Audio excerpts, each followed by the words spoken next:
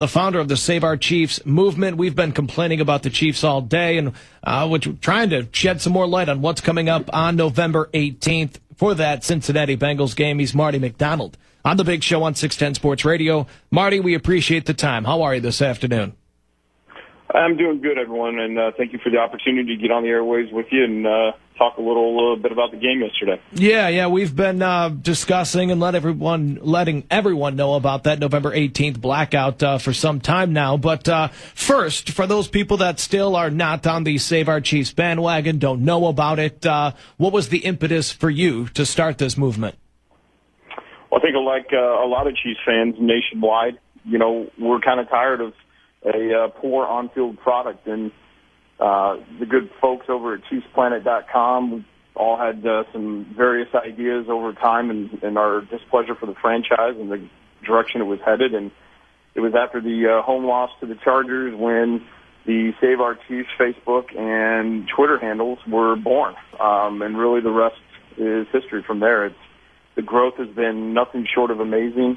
I've got several folks helping me, man the site 24 hours a day, and it's just amazing how many like-minded Chief fans are out there that are tired of how things are and want to come together and have one unified fan voice.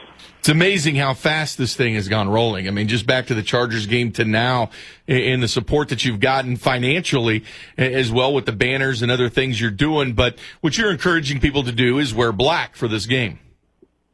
Correct. We realize that there's folks out there that have money already invested into this season through season tickets, and they're still going to go because it's hard for them to eat that cost. And I've talked about this before, but a lot of folks have to get around the idea of sunken cost. And if you don't go to Arrowhead, you're really not sending a message other than staying out in the parking lot and tailgating because you still paid the parking fee to get in. You're still paying for your season tickets. So why not go inside the stadium and at least watch the football game for a little bit? Wear a black hoodie that we have available. Wear black Chiefs gear that they sell in the team pro shop, or just wear a plain old black T-shirt, sweater, jacket, whatever you want. We want there to be a visual image to the Chiefs front office, ownership, that the fans are not happy and that we do deserve better. And this isn't about fans thinking that we're entitled. We understand there's a clear difference. And I think our track record as a fan base as a whole, we've gone through some very desolate times, and we can talk about the 80s in Kansas City, to even the last several years where we've just kind of been a ship floating at sea with no direction. Yeah, I've got a couple questions. First of all, how many people do you think are going to participate in this? And then secondly, what about parking? Are you still saying go ahead and park and pay the $27 or whatever? I think that should be another component, because if they start seeing that parking lot empty as well and not getting $27 or whatever the charge is now per car, that also makes a big impact. Well, I think there's a lot that goes into it. To talk about parking, those are personal choices that people ultimately have to make, and we haven't gone as far to, strategize. Do we do something for the Carolina game? Do we do something for the Colts game? I can tell you, though, that when you look at StubHub and you look at each of the 4 remaining home games, you've got ticket prices averaging anywhere from $5 for the Colts to $8.69 for the Cincinnati game. The Broncos game, I guess the lowest ticket price is about $25.99. So when you add up all the numbers and what's just available on StubHub alone, there's 26,000 tickets still left. And if you take an average value of $50, it's $1.3 million sitting in open inventory right now. Now, that's through StubHub. Now, who knows what the soft market is going to have. But I really think that if people are going to go, they're going to go. There's just no other way around it. They're going to go have fun with their friends. They're going to tailgate. They're going to do the things that make them happy, and they might stay for a half and then walk out. As far as quantifying and putting a number on how many people are going to participate, we would love to see the entire stadium fill up in black and in Chiefs black and Chiefs colors. But the reality is if we could get, 1,000 or 2,000 people or 3,000 or 5,000 people to do this, then that's still a win, because we're trying to get together and organize something that really hasn't been done on this type of a wide scale before, and we're just trying to send the message that, hey, enough is enough. We need new leadership, and we need Clark to be more active in this process. Do you have shirts designed, or is everyone wearing their own black gear? We had some shirts designed, and they're available at Sports Nuts. They're at the Blue Ridge Cutoff, just north of the stadium. That's the only location. And in fact, we're getting a percentage of those shirts donated back to the Save Our Chiefs movement. And at the end of the year, we're going to donate 100% of all remaining funds to a local Chiefs charity. Perfect. Talking with Marty McDonald, founder of the Save Our Chiefs movement here on the Big Show, 610 Sports Radio and 610sports.com. Have the Chiefs tried to intervene or deter your goals at all? We have not received any direct feedback from the organization. We never expected to when we set this out. Indirectly, we have been told that the people that need to know about what's going on do, in fact, know about it. One person in particular is quite embarrassed, and you can read through the lines all you want. We are a very active group. Social media on Facebook, we're at over 7,500 likes. We've incidentally, in the last 24 hours, added over 1,400 new likes to that Facebook page. So a lot of people are coming on board. On Twitter side, we have, I think, about 102,000 followers right now on Twitter. And so really, together as fans, we're going to be a very powerful voice, and that's the ultimate goal. Marty, isn't part of the goal, too, here, by going to the games instead of boycotting, is the message, we still support the players, we support the logo of the Kansas City Chiefs, but we're upset with management. Is that kind of your goal of still going to the games and wearing the shirts? You still support the players, you just want change?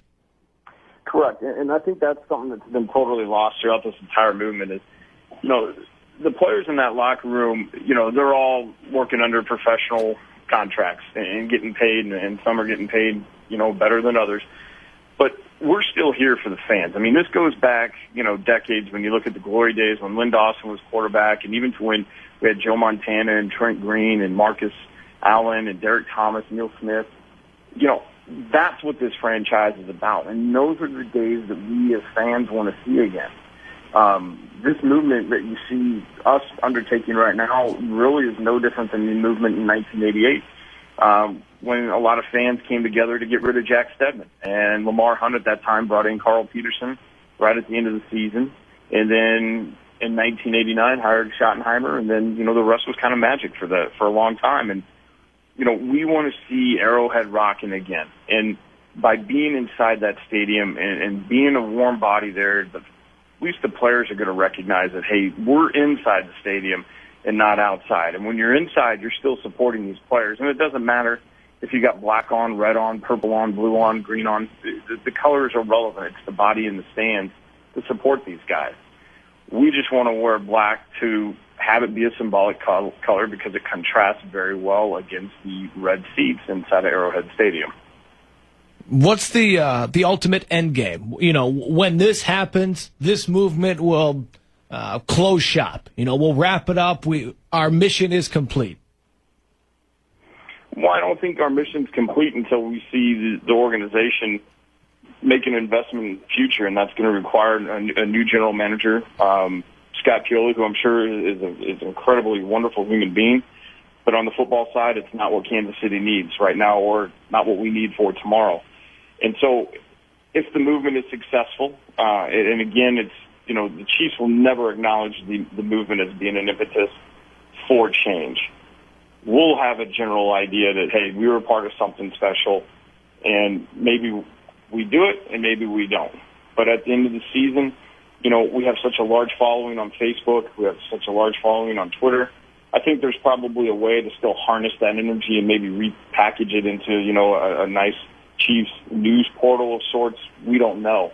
But if the Chiefs and Lamar are going to go back to war in the 2013 season with Scott Pioli at the helm, there's going to have to be substantial changes made because a lot of people will not renew season tickets. And that's now at that point when we talk about season ticket renewals, that's when you financially make the statement. And so if Scott Pioli is retained, I have a very strong belief that a lot of people will not renew the season tickets out of protest. Yeah, I may have missed this, but is the blackout game just for one game, or are you going to do it for the remaining home games the rest of the season? We're doing it from an organizational perspective for one game, and that's it. What happens for the Why not the rest of the year? Panthers and Colts games, that we don't know yet. Well, I would say one thing would be cool is a bunch of buses. That way you're not paying parking. Wouldn't be a bad idea. It saves a lot of money right there. Yeah. Well, Marty, you talked about the money and the tickets. I mean, add on top of that parking, and I think people really have to start paying attention. no doubt. Marty McDonald, founder of the Save Our Chiefs movement and SaveOurChiefs.com. And again, let them know the Twitter handle, Facebook, all of that. Yeah, you can follow us on Twitter, and it's the @ and just Save Our Chiefs. Our website is www.saveourchiefs.com, and that actually points to our Facebook page, which is facebook.com/Save Our Chiefs. And we wanted to keep the website pointed to Facebook to have that interacting online community. And right now we're actually running an interactive Q&A with, if you had one choice, and these are the only two options that we gave people, that you can bring in Mike Holmgren or Bill Cowher as GM only and not as coach, who would it be? And tomorrow we're going to put out another question, probably focusing on a young up-and-coming general manager, such as Eric DeCosta out of Baltimore, who actually would probably be a really good fit for this organization. Well, Marty, we appreciate the time, and best of luck going forward. All righty. Thank you, guys, and we look forward to working with you again. All right, thanks, doubt. Marty. There you go, Marty McDonald, founder of the Save Our Chiefs movement, joining us here on the Time Warner Cable Hotline, JC. Yeah, I mean, I can get with them trying to do the blackout and all that, but stay out of the trying to pick a coach and a general manager, because you don't know anything about that. You're just grasping at names. You don't know the backgrounds. You don't know any of that. Stay out of that part of it. Don't try to do too much. Do what you can do. And, if it's the blackout and the parking and all that, great. But, I can't get with them trying to throw out names for coaches and general managers, because that's not what they do. 913-576